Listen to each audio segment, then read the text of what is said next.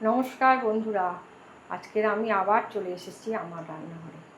আজকে আরেকটা রান্না করেছি, চাটনি। চাটনিটা আপনারা ওইভাবে করে খেয়ে দেখবেন কেমন হয়েছে। আচ্ছা, চাটনি বানানোর জন্য নিয়েছি 6টা টমেটো। আচ্ছা, ফোড়নের জন্যে আমি 2টো তেজপাতা, শুকনো লঙ্কা, 5 ফোড়ন, আর এগুলো হচ্ছে চাটনির মধ্যে দেবো কিশমিশ, কাজু বাদাম, আমসত্ত্ব, খেজুর, আর নুন হলুদটা তো টমেটো ভাজার সময় দিয়ে দেবো, আর চিনি এই 150 গ্রাম মতো চিনি নিয়েছি। এবার টমেটোটা আমি কেটে নেব।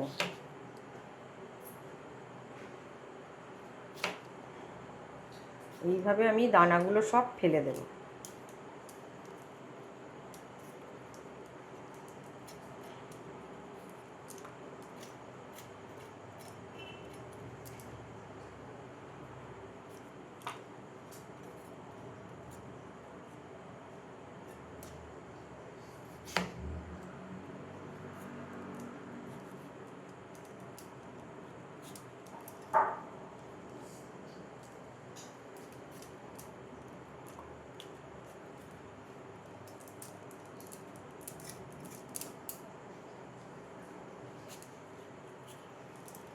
অন করে আমি কড়াইটা গরম করতে দিয়েছি।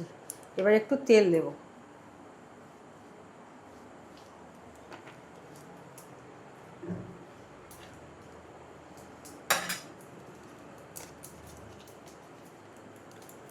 আচ্ছা, তেলটা গরম হয়ে গেলে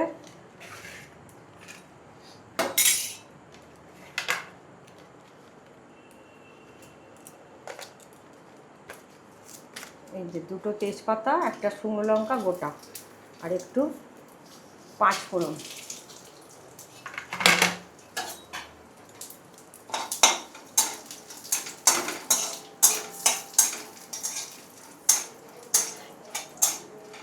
এবার আমি টমেটোগুলো দিয়ে দেবো।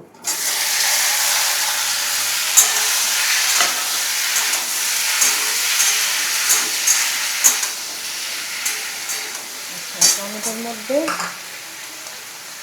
এই ছোটো চামচের অল্প করে একটু হলুদ দেবো। আচ্ছা, নুনও তাই, এই ছোটো চামচের 1 চামচ নুন। এবারে এটাকে নিয়ে ঢাকা দিয়ে দেবো। এটা একটু সেদ্ধ হতে থাকে।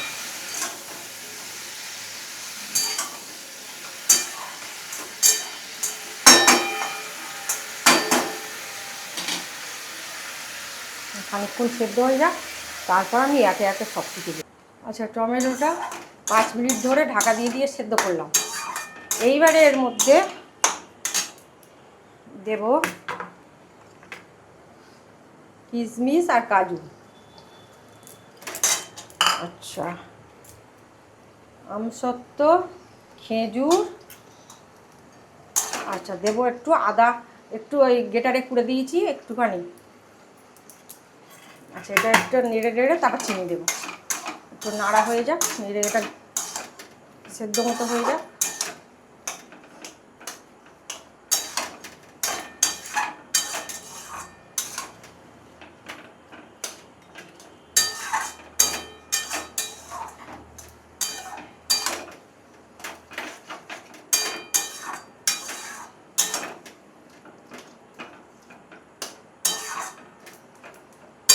এবার একটু ঢাকা দিয়ে দেবো, এটা একটু সেদ্ধ মতো হয়ে যাক, তারপর চিনি দিলেই হয়ে যাবে।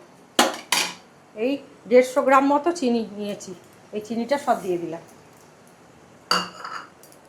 এটা এবারে গলতে থাকুক।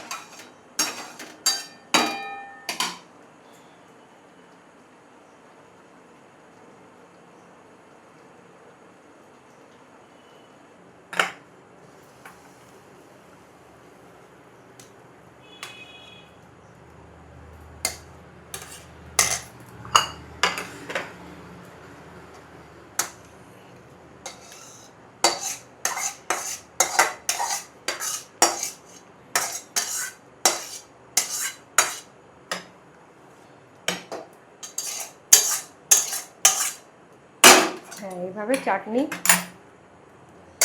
করলে বেশ ভালো লাগবে, কালারটা বেশ সুন্দর হয়েছে।